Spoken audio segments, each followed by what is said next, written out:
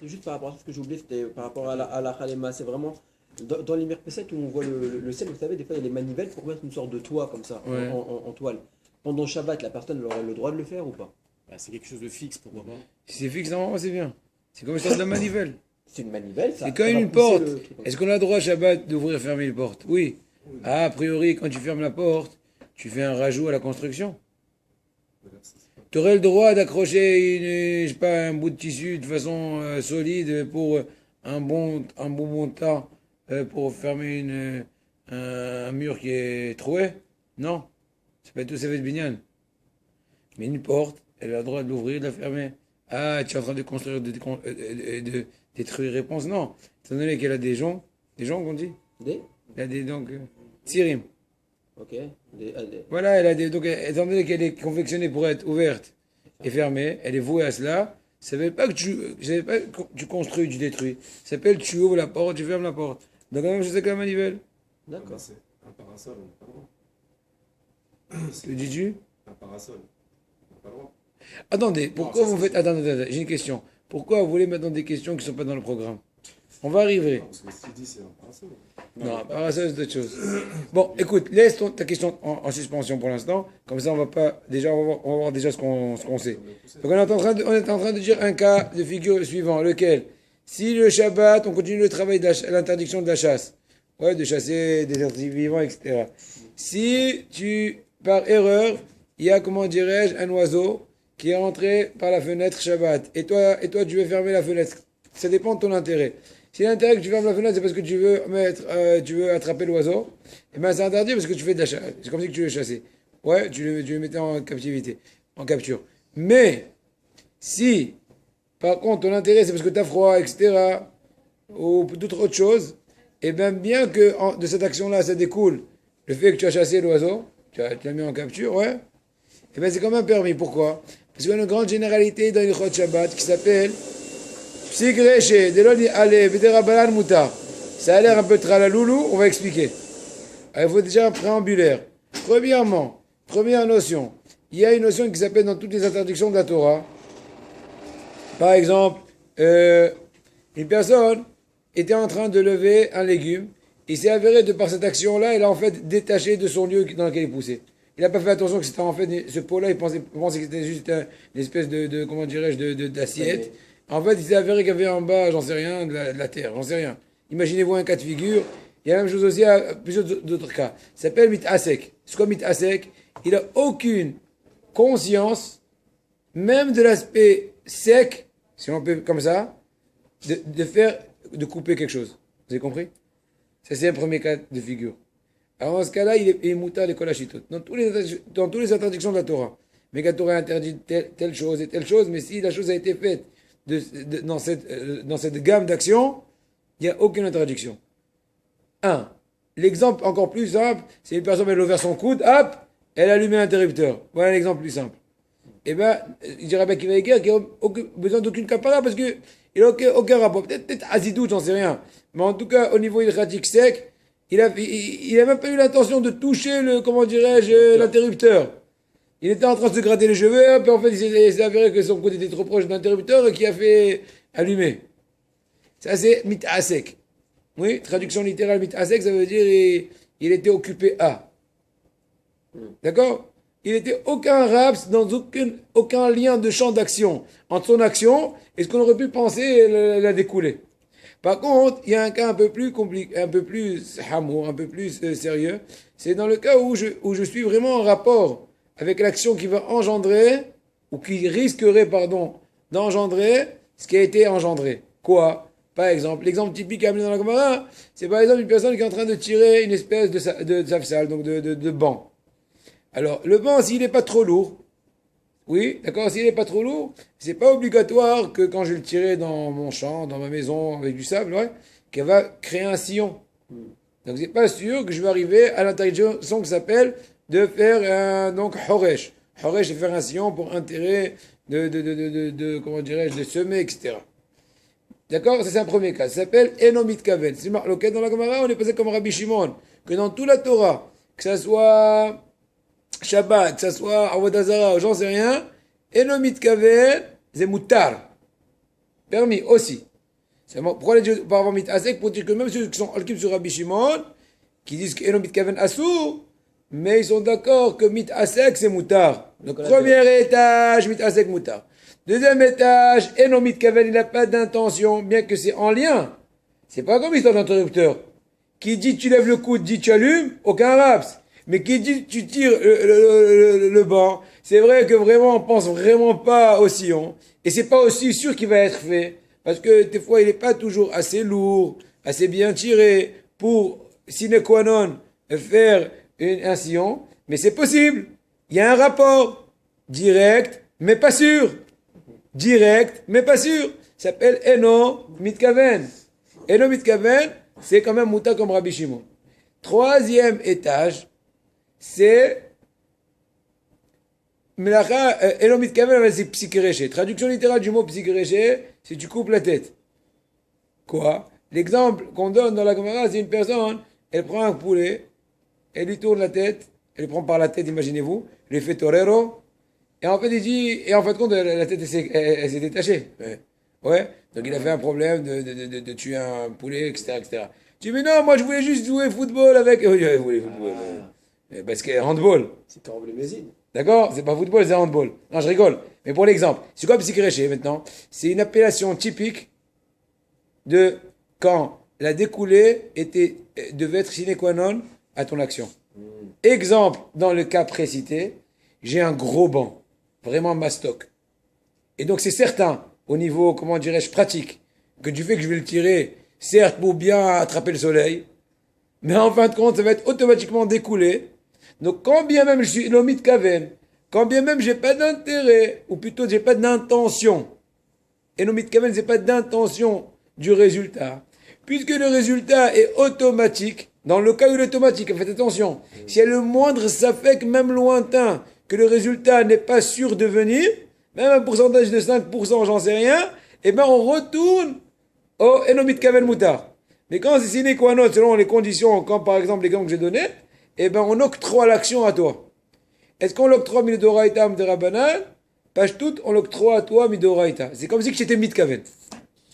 Je répète, le fait que le résultat de mon action sèche, qui est appelé au niveau de façon un peu grosse, tirer un banc, est traduit dans la pratique par la création d'un sillon. À Botaï, comprenez tout ce que je vous dis, c'est des choses très profondes et très essentielles au niveau des Shabbat, donc profitez-en. Je ne sais pas si vous, tous les jours vous avez écouté des explications comme ça, parce que il faut expliquer ça aussi. Comment dirais-je? Bien, pas trop dur, pas trop simple, afin que chaque fois qu'on va redonner cet exemple-là, qui revient 10 000 fois Hirot Shabbat, vous savez, comment dirais-je, la théorie et la pratique. Si une fois la théorie n'est pas claire, alors à chaque fois la pratique, je dois te remettre à zéro, je vais être obligé chaque fois de vous répéter tout à zéro, ça ne me dérange pas, mais c'est dommage. Et on peut aussi faire encore d'autres choses entre-temps. Donc je répète, à partir du moment que l'action sèche que je fais, elle appelle au niveau pratique le résultat qui a été obtenu, bien que moi, sincèrement, j'ai aucune intention du résultat, mais on s'en fiche. C'est comme si tu avais l'intention, puisque ça a été obtenu. C'est, comment dirais-je, c'est une espèce de prolongation de ton action. Il y a une marloquette entre Ba'ala Aruch, un des Rishonim, et le Tosfot. Quatrième étage, lequel? Psigreché de l'onihale. C'est quoi Psigreché de l'onihale? Toujours le même cas. Je tire le banc. C'est vrai que je ne suis pas mitkaven du sillon, mais c'est Psigreché. Et donc on a dit que c'est Psigreché, c'est un gros banc, donc c'est interdit, mais j'ai rajouté un nouvel élément. Je ne le tire pas dans ma cour, dans ma maison, dans laquelle théoriquement je serais oui intéressé du fait qu'il y ait eu un sillon. Parce que c'est voué à cela. Mais je n'ai pas projeté de faire mes sillons de telle façon. J'ai projeté demain de faire les sillons. J'ai amené déjà des employés et tout. Mais bon, ça ne me dérange pas. Un sillon de moins. Mais si maintenant j'ai tiré ce banc-là, pas chez moi, dans ma propriété, chez mon ami. Ça s'appelle en hébreu, psikreché de l'irpatle. C'est quoi l'irpatle? J'ai aucun intérêt. Irpatle. C'est le premier mot que tout Adash apprend. L'irpatle. Pour ne pas dire Tzafzaf Alecha. L'irpatle. Ouais?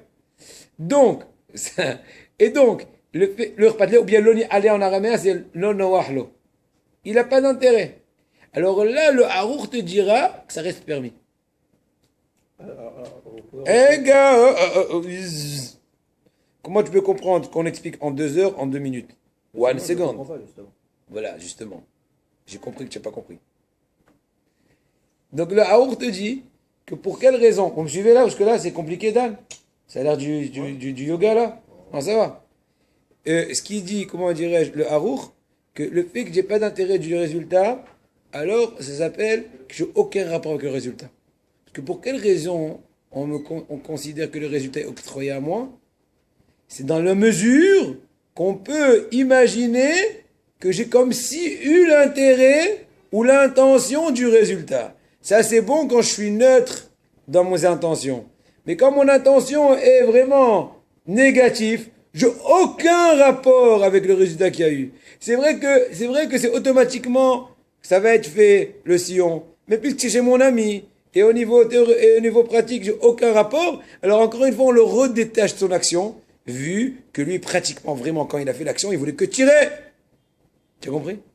Donc on est en train de faire on déconnecte l'action à la personne du fait qu'elle n'a pas d'intérêt du résultat.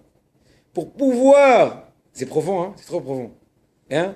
T'as raison, t'as raison. Il y a une loquette, sans expliquer la svara. C'est un peu compliqué, c'est du Yon. Vous avez raison, je comprends. Moi-même, j'ai du mal à expliquer. Donc, c'est pas que j'ai du mal, Guilo. C'est un peu. Par rapport au poulet, Alors, hop, regarde. Alors, le poulet, il y a un problème. J'ai compris. C'est leur pâtelé, je sais. Bah oui, c'est pour ça. J'ai compris. Bonne question. Bonne question, il y a des réponses. Bon, en tout cas, il y a une loquette entre même quand j'ai été Enomit Kaven, quand j'ai tiré le banc, j'ai pas d'intérêt de faire un sillon. Mais quand même, automatiquement, c'est fait un sillon, c'est autre à moi, ça s'appelle psychréché. Tout ça, que quand la Melara qui est obtenue, elle est Minatora. Ça veut dire, par exemple, j'ai fait un sillon de façon claire. Mais si elle a été faite, si l'action qui a été obtenue, elle a été faite à un degré de gravité des Rabbanan. Voilà l'exemple, lequel? On va donner l'exemple maintenant de la pratique. L'oiseau est rentré par la fenêtre. J'ai froid, je ferme la fenêtre. L'action sèche est caractérisée comment? Fermeture de la fenêtre. Le résultat, c'est quoi non? Tu as chassé l'oiseau. Est-ce qu'on peut octroyer l'action, ou plutôt le résultat de la chasse de l'oiseau, à mon action de la fermeture de la porte? Aucun raps. Réponse, ça dépend. Réponse, ça dépend. Si c'est pas sine qua non, il peut se sauver encore. Il y a encore une autre fenêtre, on n'a rien dit. Mais même si c'est sine qua non, eh ben ça dépend, est-ce que c'est ni aller ou pas ni aller? Eh ben on te dit que l'on y aller. Il n'a pas d'intérêt. C'est pas encore suffisant, même si c'est pas ni aller, c'est au moins Asur Midera Banane. D'accord? Même quand le résultat est automatique, c'est Asur au moins Midera Banane selon le Tosfot. Ah, mais si c'est en plus que le résultat qui est obtenu, il est comme Midera Banane, le degré de gravité, il est comme Midera Banane, puisque l'oiseau est encore assez libre, ça veut dire que tu ne peux pas l'attraper en un bond. Pour considérer que tu as fini la chasse, tu as conclu la chasse, il faut dire qu'elle est dans la poche. Or, un oiseau, il n'est pas vraiment dans la poche, même dans cette pièce-là. Donc, étant donné que tu n'as pas fini, c'est comme des rabanades. Donc, on résume. Puisque le maximum de l'interdiction, même s'il avait un intérêt, une intention intentionnée, il aurait été au max des rabanades. Et puisque sincèrement, j'ai pas d'intention et j'ai pas d'intérêt, je veux vraiment que fermer la fenêtre, ce qui explique que c'est permis. En hébreu, Psigreche, deloni ale, b'derabonon, mutar. Psigreche, quand j'ai pas d'intention, mais c'est automatique. Mais quoi? C'est loni ale. J'ai aucun intérêt. Et en plus, le degré de gravité d'action au maximum des rabanan, c'est permis. C'est une ma'loquette. Mais Rav va dire plusieurs fois, il y a une loquette comme ça, encore beaucoup d'autres poskim. Voilà un exemple typique, on pourra utiliser dans encore plusieurs dizaines d'exemples de cas pratiques au niveau de Shabbat essentiellement, pour, une fois pour toutes, bien comprendre, en tout cas à notre niveau plus ou moins, la chose. Et de Raïta, tout le monde masculin que ça sort. Le petit créché. Oui. Il y a peut-être des choses qui sont alkim, mais c'est la khalma. Maintenant, un autre cas ressemblant. Lequel? Tu as fermé la porte de la fenêtre. Tu n'étais vraiment pas conscient de ce qui se passait. Et en fin de compte, tu t'es rendu compte, tu as fermé la fenêtre, que tu as chassé, en fait, un perroquet qui était rentré. Ou en fait, en fermant la porte, tu t'es rendu compte que voilà un joli cerf qui est venu de la nature. Par erreur, il est rentré par ta porte, je ne t'ai même pas rendu compte. Tu t'es levé avec tes mimoutes, tu as fermé la fenêtre, la porte, et voilà que t'as un cerf. On le droit de le tuer. Pas Shabbat. Il y a un canard. Un cerf, un canard, une corne, je sais pas. Le cap des cornes. Je sais pas, jamais essayé. Chauffeur. Torero. Ouais, tu vas avec la corrida. כן כתב הרמב"ן שאם ישב לתומו של פתח ביתו מלאו ופתאום נמצא שהיד סביב הבית, מותר לו להמשיך לשבת. Un autre exemple qui ressemble. Une personne qui s'assoit devant la porte de la maison, et après elle se retourne et dit Waouh, איזה יופי. Le cheval a été coincé. On dit on va pas t'obliger de te lever pour faire annulation de ton action. Le fait qu'au moment où tu t'es assis, tu n'étais même pas conscient et tu ne savais même pas ce qui se passe. C'est encore pire que le cas de la fenêtre avec l'oiseau auparavant. Parce que dans le cas de la fenêtre de l'oiseau, tu as vu l'oiseau rentrer, imaginons. Tu as fermé parce que tu avais froid. Là, quand tu t'es assis, tu ne savais même pas ce qui se passait. Bon, c'est encore d'autres cas d'exemple. Maintenant, on va passer à une nouvelle mélacha. Melechet sho'et, l'interdiction d'égorger une bête Shabbat. Mais quand on dit égorger, c'est pas que égorger, c'est en fait dévitaliser, quoi. Donc en fait, ouais, enlever à la vie. Dis même quand tu fais par exemple une prise de sang à une personne Shabbat, et pas tout, ça fait partie des sho'et. Pourquoi? Parce que quand tu fais une blessure à une personne, à l'endroit de la blessure, c'est une petite mort. Donc c'est une perte de sang. Et donc, c'est une espèce d'interdiction de sho'et. Maintenant, on va parler par rapport au Itushim. C'est quoi Itushim? Une espèce de moustique et compagnie. Est-ce qu'on aura le droit de tuer des moustiques? Réponse, c'est complètement interdit.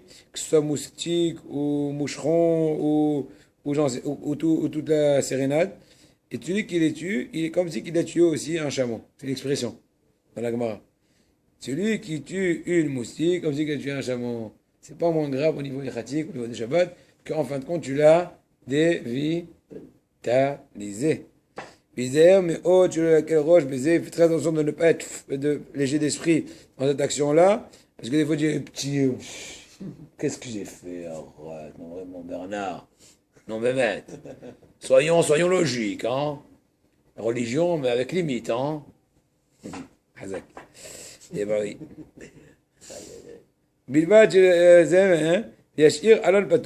Maintenant, un autre truc très important. Maintenant, plus que ça, même si il touche, le fameux moucheron, ouais, il touche, il te pique. Non, il touche, c'est un moustique. Ouais. Celui qui suce le sang des fois, ouais. Ah, même s'il il est en train de te piquer, t'as pas le droit de le tuer. Tu peux au pire avec le chasser, le pousser. Faut être très vigilant dans la chose, parce que des fois on peut se planter. Des fois c'est, comment dirais-je, réaction automatique. Ah, Shabbat, pardon. Shabbat Shalom. C'est dangereux les moustiques. Hein. Oui, mais de l'eau, mais c'est quand même. Ça te fait gratter. Si c'est un serpent, on aurait le droit, mais là c'est autre chose. Est-ce qu'on a le droit? Ça dépend du cas. Si c'est bébé, c'est plus quoi les fèches? Oui, mais je pense pas. Si t'as mis touché, c'est plus quoi les fèches? Ça dépend. Hein? C'est pas plus court les fèches, un moustique. Faut avoir un moustique qui est atteint de paludisme ou un truc comme ça. Ouais, ça dépend. Ça peut arriver, bon. C'est vrai. Onek Shabbat, ça ne permet pas de tuer. Alors, Onek Shabbat, tu peux aussi. Tu peux tuer tu peux faire aussi du méchoui. Onek Shabbat. Faire à lèche. Alors. Avec Shabbat. Faire un méchoui. Va dire, des merguez. Si on a branché l'appareil avant Shabbat, il va se problème. Tu es sérieux ou c'est la blague, quoi? Tu fais le truc de blague mercredi ou quoi? C'est autorisé ça. Quoi? C'est ce qu'il a dit là. Quoi? On met l'appareil là pour s'il y a des moustiques qui rentrent. Ah, j'ai pas compris. Je pensais que tu parlais de mettre l'appareil comme là, tu mets le grill avant Shabbat. J'ai pas compris. Ah ouais. Ah, brancher l'appareil qui fait. Ouais. Ah, d'accord. Non, pas celui-là, moi je parlais de. De l'époque. Ah, avec la citronnelle. La prise. Bah oui. Tout ce qui est indirect en fait. Bon, peu importe, tout ce qui est comment pré-Shabbat, et ça travaille tout seul Shabbat, oui. Mais je choisis en allant parce que ça le tue quand même. Oui, ça le tue, mais bon, c'est pas moi que tu fais une minuterie qui éteint, qui allume, qui éteint. Oui, non, mais ça n'a pas à tuer. Je t'ai compris, t'as le droit d'allumer Shabbat. Ah, je comprends, je suis pas avec toi. J'ai des problèmes de capter. Est-ce que tu as le droit d'allumer Shabbat la lumière? Non. Tu as le droit de programmer? Oui. Donc c'est la même chose, non? Je t'ai pas répondu? Ça, j'ai compris. Moi, je parle, mais si je parlais qu'on n'avait même pas le droit de tuer, même la semaine, il y a un problème pour tuer. Non, ça j'ai pas dit. Ça j'ai jamais dit. Non, pas vous, je croyais qu'on pouvait. Non. Non, on peut tuer les bêtes. C'est permis. Si tu le tues pour le kiff, c'est pas bien. Ça engendre trop la cruauté. Mais si tu le tues parce que vraiment il t'embête, en général Ah, c'est. vraiment, il t'embête. Mais je crois Non, quand je dis vraiment, vraiment te prends la tête, mais bon, Guilou il t'embête. Tu fais zim. La semaine, on a. Pas besoin qu'il te pique ou qu'il te vienne tous les 2 secondes. Le fait qu'il te tournoie, tu dis allez, basta. La semaine, on a le droit. 15-0. Ma? La semaine, on a le droit. Oui, on a le droit, bien sûr. Et les cafards, Shabbat, on a pas le droit. Non plus. Faire comme ça, on peut faire comme ça. Non, non, non. Tu laisses faire le Shabbat toi aussi, le pont. Tu lui donnes à manger. Ou bien tu donnes un coup de pied. Ah, t'as même pas le droit de nourrir un animal. C'est dur, hein. au Shabbat. C'est sûr que t'as le droit. T'as pas le droit, parce que c'est à toi. T'as peur des cafards, toi? Enfin, j'ai peur, mais ça me. Ça te désappointe. Mais- Ça me dégoûte. C'est ton essayant du Shabbat. L'honneur du Shabbat. Tu l'écrases, ça va être l'horreur. Toi, weiter. Ariga, maintenant, est-ce qu'on a le droit de mettre côté litouché, c'est-à-dire du baïgon, à double action? Quel Valo Yachar Alav. Donc on a le droit de mettre de côté, de mettre donc quelques bouffées de baïgon, de spray de côté, pas direct sur les moustiques, ouvrir les fenêtres afin que ce ne soit pas automatiquement sûr qu'ils vont mourir, mais ils auraient pu au moins se sauver. Et aussi, bien sûr, sortir de la pièce, afin de ne pas bouffer du baïgon. La hache arsi. Si maintenant, par contre, il y a une espèce de serpent qui est donc venimeux, Virel qui lève jeté ou bien un chien enragé, chez Mishmo, dans ce cas-là, comme j'ai dit tout à l'heure, c'est une espèce de situation dans laquelle la morsure peut être dangereuse, c'est sûr qu'il y a une mitzvah de les tuer au préalable Shabbat, même si maintenant ils sont pas en train de te courir après, il faut au contraire toi venir à l'avance et faire une liquidation. Ah ouais Hissoul. Donc, Tu expliques comment on fait? Ah, t'as compris. Moi Le narrage déterminer s'il est venimeux ou pas. Ouais. Ouais, c'est-à-dire que. Quand il y a un safek, c'est notre là, pas tout quand même Ah ouais, ça safek. serait quoi Oublier le serpent. Mais parce que safek, ça mais peut Stama être aussi on a le compliqué. droit, parce que safek, puis quoi, des fois je l'ai À la limite, je vous dirais Les couleurs. plutôt. Non, moi je vous dirais plutôt. Les pour couleurs, un les chien- couleurs. Un Mais chien kilim, abandonné. la sot melacha. Et un chien abandonné qui se montrerait agressif. Ça, à la limite, c'est quelque chose qui pourrait. Bon, la Gemara, elle donne des exemples. C'est quoi un chien enragé, tu sais? Il y a une longue Gemara. Oui, ils ont de la bave normalement. Non, plein de détails. Et le Hafetz Haïm, dans Shmirat Alashon, il fait comparer le Baal Hashonara à ces ok. descriptions. Ah, oh, ça fait peur. Ah, Il faut voir ça. Enragé. bah, T'expliques, la bave, ça La veut dire bave, ça, la queue comme ça, ça veut dire comme ça, de côté, comme ça. Ça fait peur, ça fait peur. Ouais, tu vois, un jour, je peux vous amener. Les Arabes, on a le droit. Hein? Un arabe bien, on a le droit de tuer. On a que Shabbat. טוב, מזה גם אב בשבת אפילו אם אינם רצים ערב, מפני חשש פיקוח נפש, שמא יפגעו באדם שהוא באולם. Donc même s'ils n'ont aucun rapport avec toi, c'est le chien qui est dans le champ du voisin. Tu vas pas attendre le pauvre qui va se réveiller, il va attraper une crise de trucs. Tu le vois à l'avance, tu viens, tu fais ce qu'il faut. Tu le liquides.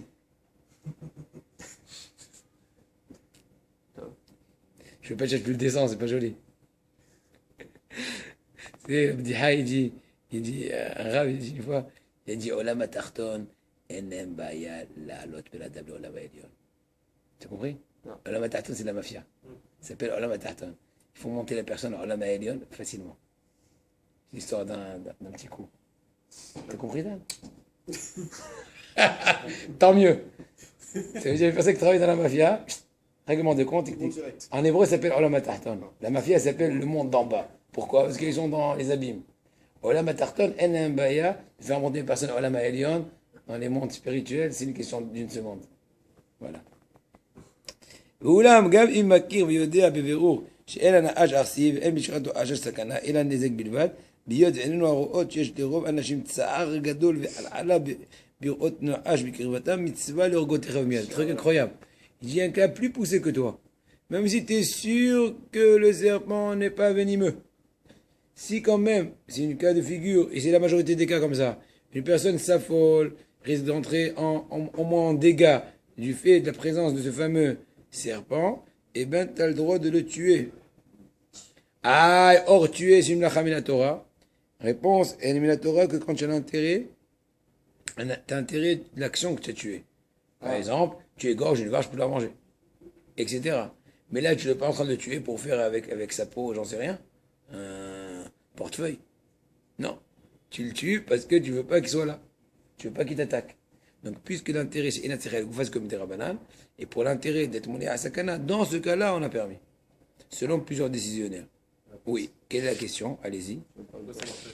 Parce que le cafard, il risque pas de tuer. Parce que le cafard, pour une personne qui est équilibrée, il n'est pas censé de rentrer en hystérie. Et s'il y a problème, personne rentre en hystérie, je lui conseillerais d'aller prendre un chipoul. Consultation, je peux l'aider. Ah non, je prends votre Arigat Arbarim. Est-ce qu'on a le droit de tuer? Non, on a parlé Ah, les de mettre malcodettes. le piège. Là, on est en train de parler de descendre. Ah, Un. C'est quoi Arbarim? Arbarim, c'est des. Les c'est souris des rats. vertes. Non, c'est les les roudas, les rats. Ouais, Arbarim, c'est des faux. Souris. Souris, rat. À mon avis, c'est rare plutôt. Non, c'est souris. Un truc. Rat, c'est. Les rats, c'est Hulda.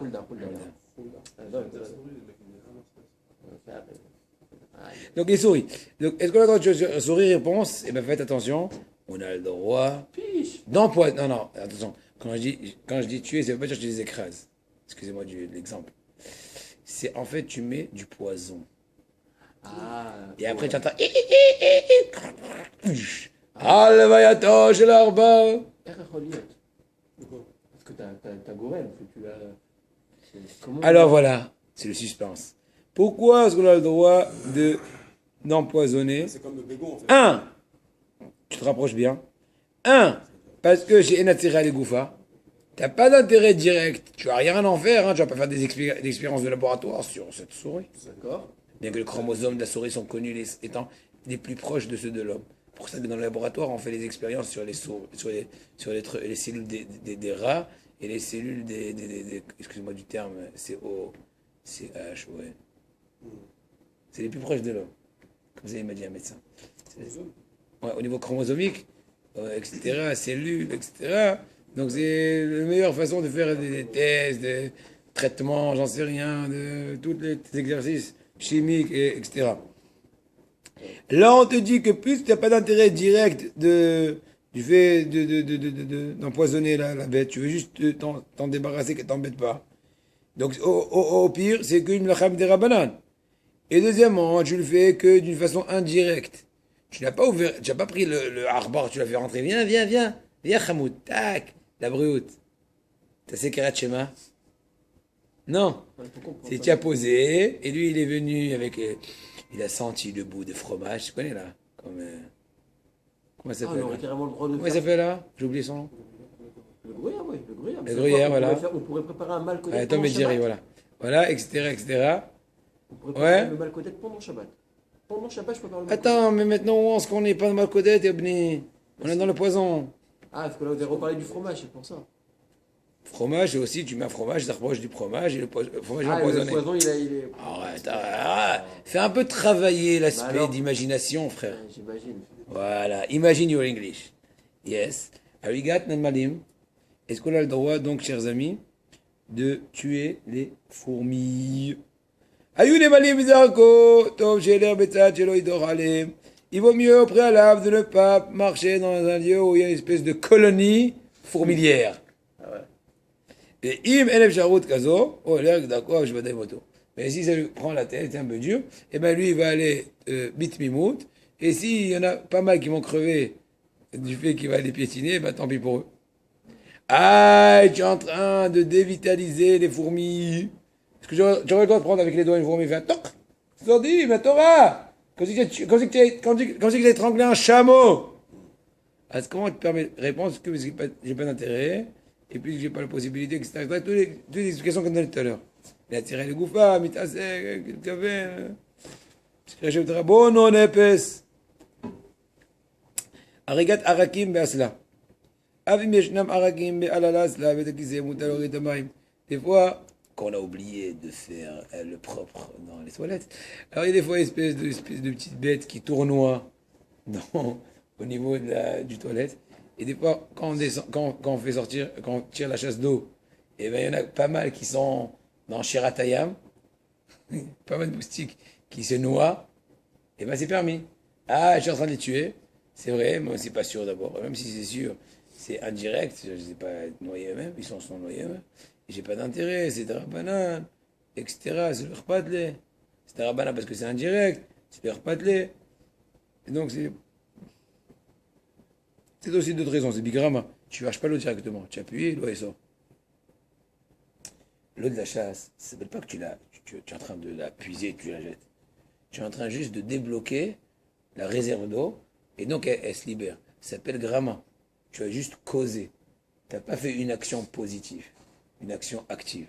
Tu as fait juste une espèce de déblocage. C'est beaucoup moins grave. au niveau ilchatique. Ça s'appelle Grama. Arigat Kinim, alors c'est une halakha un peu spéciale. Je pense qu'aujourd'hui, c'est pas tout le monde qui est d'accord, mais en tout cas, selon la stricte loi, lui, il permet. Il te dit, tu as le droit, Shabbat, de tuer si tu as des poux. Excusez-moi de l'exemple. Ouais, ça démange. Tu as le droit, pourquoi? Ah, et a priori, tu es en train de tuer, on n'a pas le droit de tuer même une fourmi. Réponse étant donné que les poux sont originaires de la création de la sueur. Ils naissent pas d'un masculin et d'un féminin. Ils naissent de façon, comment dirais-je, entre guillemets, spontanée. De pas la saleté de la sueur. Et donc sur ça, la Torah n'a pas donné d'interdiction. Tout ce que la Torah interdit de tuer Shabbat, c'est comme l'exemple typique du Mishkan, Elim et Odamim, les fameux béliers, qui sont issus donc de masculin et féminin. Alors dans ce cas, c'est pas le cas.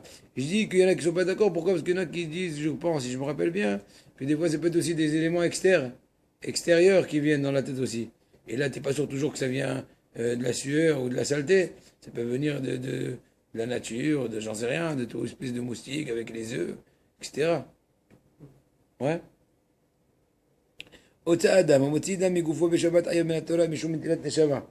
personne qui fait donc une prise de sang, on va appeler ça comme ça.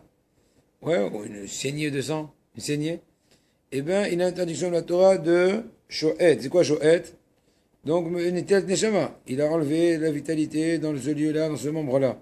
Mikol makom imnit avlo kos bevassar. Cependant, s'il y a une espèce d'épine qui s'est par erreur attachée à sa main, mutar lotzia bemahat. Il a le droit de la sortir, de l'extraire, de par l'aide d'une espèce de, comment dirais-je, donc d'aiguille. Donc, tu as le droit d'utiliser une espèce d'aiguille, délicatement, pour enlever très gentiment la petite épine qui t'est rentrée dans la main. Mais bien sûr, dans ce cas-là, si tu ne fais pas de façon vigilante, tu risquerais de te faire saigner de façon sine qua non. Donc, sois habile, de telle façon que même si en fin de compte, tu n'as pas réussi, ça a saigné, on ne va pas te rendre passible d'une mauvaise action, étant donné que c'était pas sûr que ça arrive, puisque tu as été vraiment vigilant et c'était pas sûr vraiment que ça arrive. C'est arrivé parce que ça peut aussi arriver, comme ça n'aurait pas pu arriver. Dans quel cas c'est permis la prise de sang à Shabbat? En principe, c'est interdit, à moins que ça relève de sakana. Ah, donc les Enbo Sakana, ça serait interdit, les Esh Sakana, on pourrait. Pas tout.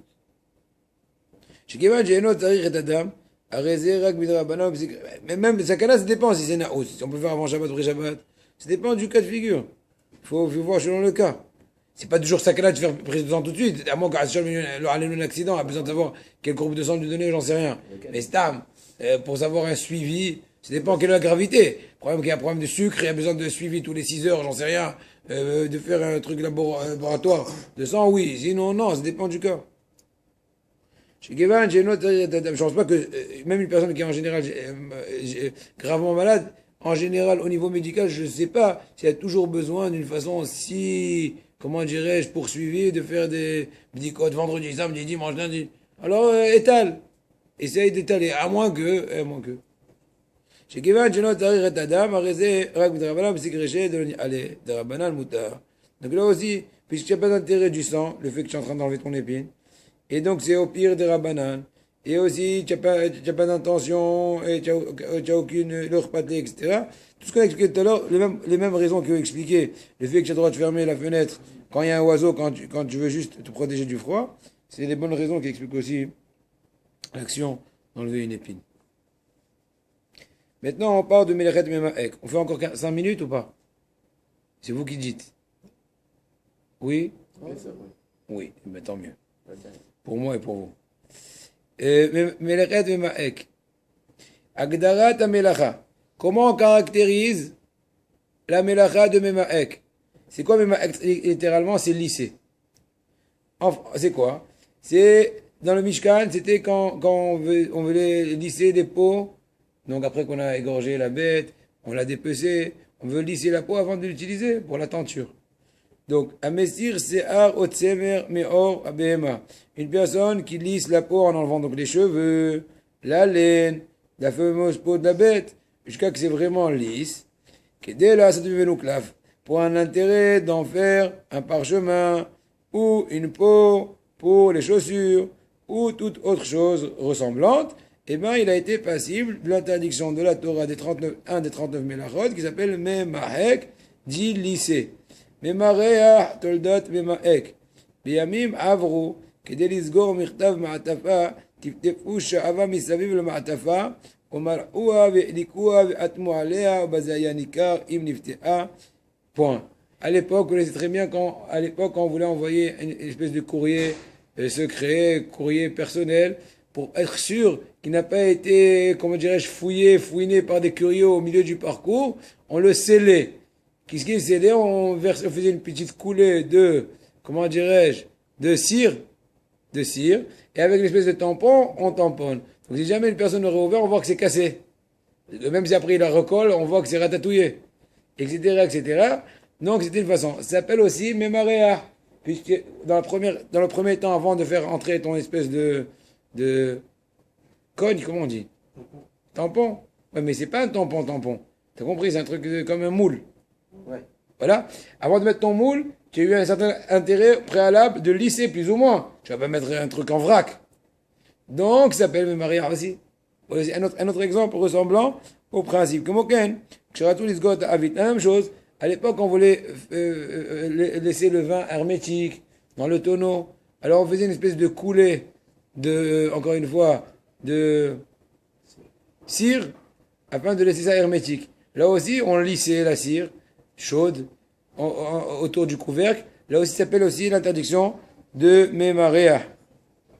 Mais par contre, elle n'est pas Memarea direct, parce que vraiment, tu lisses pas comme la peau, que tu lisses des cheveux qui sont dessus, mais tu lisses un plan, tu lisses une espèce de chose. Donc, mais puisque le même principe s'appelle une dérivée qui n'est pas moins grave au niveau toranique, au niveau minatora, c'est assourd.